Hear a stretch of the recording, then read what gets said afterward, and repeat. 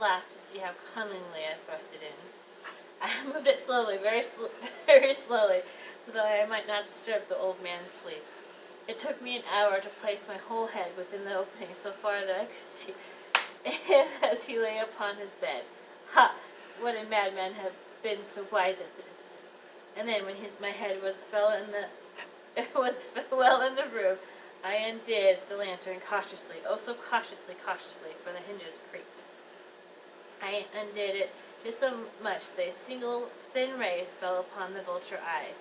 And this I did for 7 long nights, every night just at midnight, but I found the eye always closed, as though it was impossible to do the work, for it was not the old man who fixed me, but his evil eye. And every morning when the day broke, I went boldly into the chamber and spoke courageously to him, calling him by name in hearty tone and inquiring how he has passed the night. So you see he would have been a very profound old man indeed to suspect that every night, just at 12, I looked upon him while he slept. That's not creepy. Yeah, no. Let me just look at you while you're sleeping. Just gonna stare at you. Upon the 8th night, I was more than usually cautious in opening the door. A watch's minute hand moved more quickly than did mine. Never before that night had I felt the extent of my own powers, of my sagacity. I hope that's right. I could scarcely contain my feelings of triumph. To think that there I was, opening the door little by little, and he not even to dream of my secret deeds or thoughts. I fairly chuckled at the idea, and perhaps he heard me, for he moved on the bed suddenly, as if startled. Now you may think that I drew back, but no. His room was as black as pitch with the thick darkness, for the shutters were close fastened, and through fear of robbers, and so I knew that he could not see the opening of the door. I kept pushing it on steadily. I had my head in and was about to open the lantern when my thumb slipped upon the tin fastening, and the old man sprang up in bed, crying out, "Who's there?" Whoa, shit. It's a little creepy. Especially when you read it. I had to. You yelled! I know, I want it to be authentic. I kept quite still and said nothing. For a whole hour I did not move a muscle, and in the meantime I did not hear him lie down. He was still sitting up in bed listening, just as I have done night after night, hearkening to the death watches in the wall.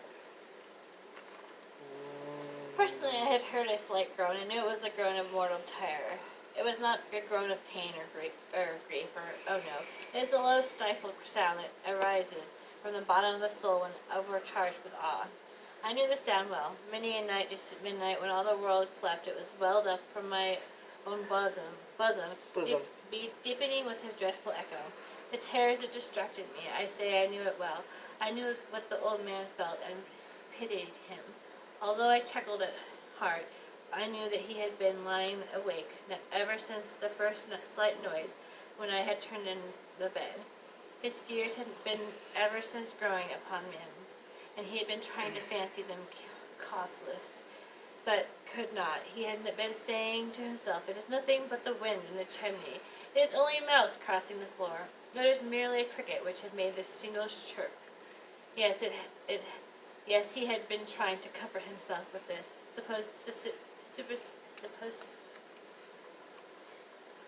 supposition, but he had found all in vain, because death, in approaching him, had stalked with his black shadow before him, and enveloped the victim, and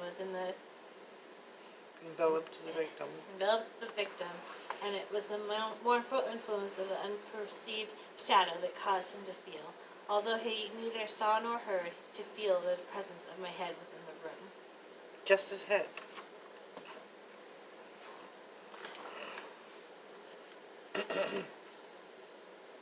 When I had waited a long time very patiently without hearing him lie down, I resolved to open a little, very, very little crevice in the lantern. So I opened it.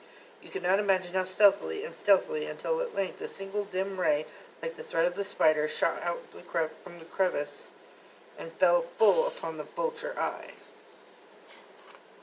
It was open. Ooh. Wide open. Scary. And I grew furious as I gazed upon it. I saw it with perfect distinctness, all a dull blue with a hideous veil over it that chilled the very marrow in my bones.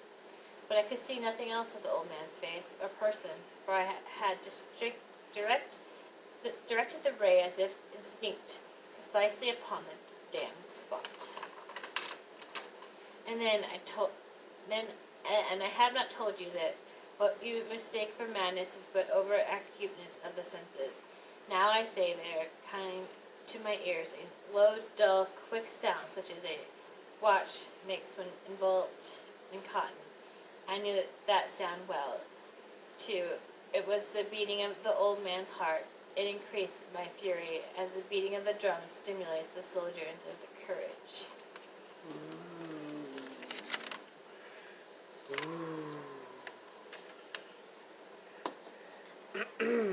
But even yet I refrained and kept still. I scarcely breathed. I held the lantern motionless. I tried how steadily I could maintain the ray upon the eye. Meantime, the hellish tattoo of the heart increased. It grew quicker and louder every instant. The old man's terror must have been extreme. It grew louder. I say louder every moment. Do you mark me well? I have told you that I am nervous, so I am.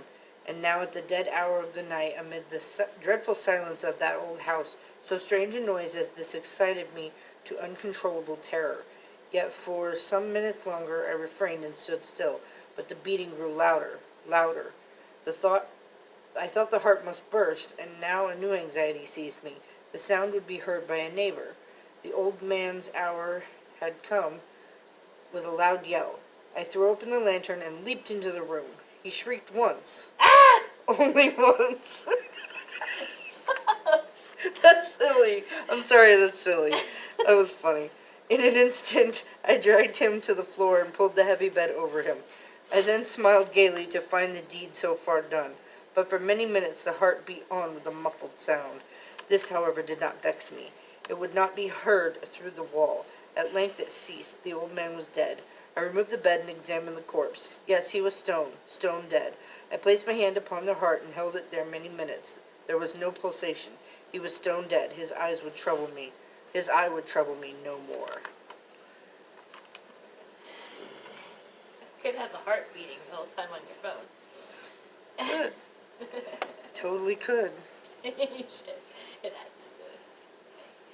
If still you think me mad, you will think so no longer when I describe the wise precautions I took for the concealment of the body. The night waned, and I worked hastily, but in silence.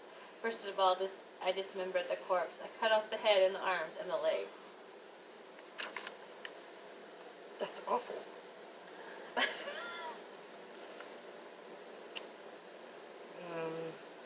I then took up 3 planks from the flooring of the chamber and deposited all between the scantlings. I then replaced the board so cleverly, so cunningly, that no human eye, not even his, could have detected anything wrong. There was nothing to wash out, no stain of any kind, no blood spot whatsoever. I had been too wary for that. A tub had caught all. Ha ha.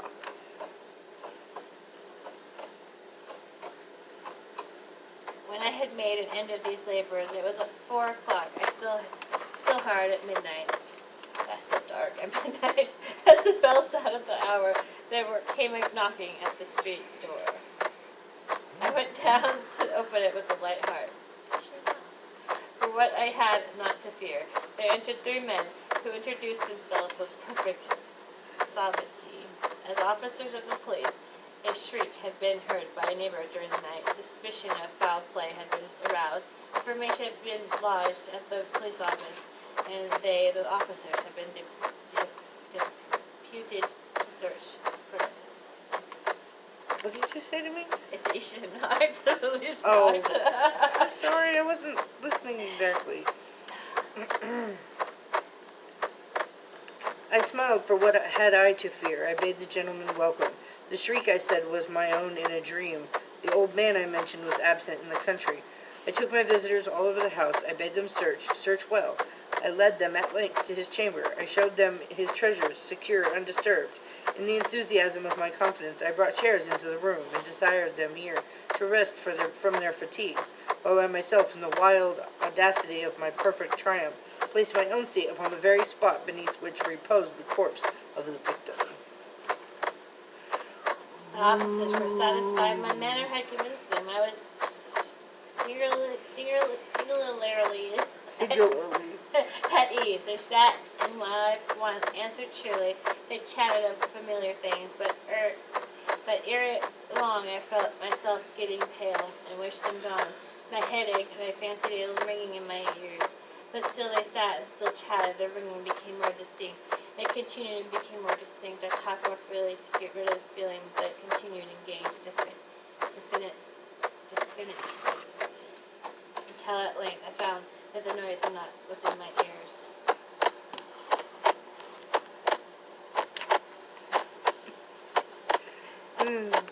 No doubt I grew very pale, but I talked more fluently and with a heightened voice. Yet the sound increased, and what could I do? It was a low, dull, quick sound, much such a sound as a watch makes when enveloped in cotton. I gasped for breath, and yet the officers heard it not. I talked more quickly, more vehemently, but the noise steadily increased. I arose and argued with trifles in a high key and with violent gesticulations, but the noise steadily increased. Why would they not be gone? I paced the floor to and fro with heavy strides, as if excited to fury by the observations of the men, but the noise steadily increased. Oh God, what could I do? I foamed, I raved, I swore, I swung the chair upon which I had been sitting and grated it upon the boards, but the noise arose over all and continuously increased. It grew louder, louder, louder, and still the men chatted pleasantly and smiled. Was it possible they heard not? Almighty God, no, no, they heard, they suspected, they knew. They were making a mockery of my horror. This I thought, and this I think. But anything was better than this agony. Anything was more tolerable than this derision. I could bear those hypocritical smiles no longer. I felt that I must scream or die. And now again, hark, louder, louder, louder, louder. Villains! I shrieked,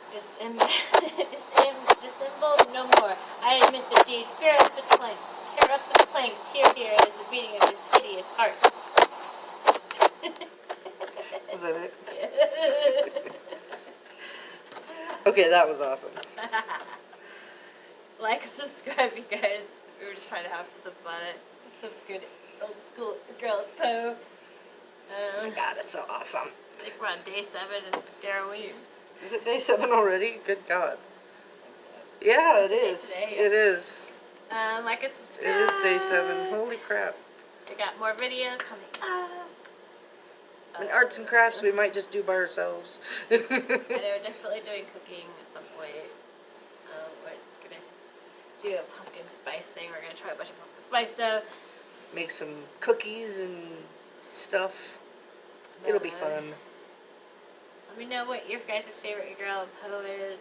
Oh, yes, please. If you want to hear us read some more things. Like Edgar Allan Poe. So. Anyways, thank you guys.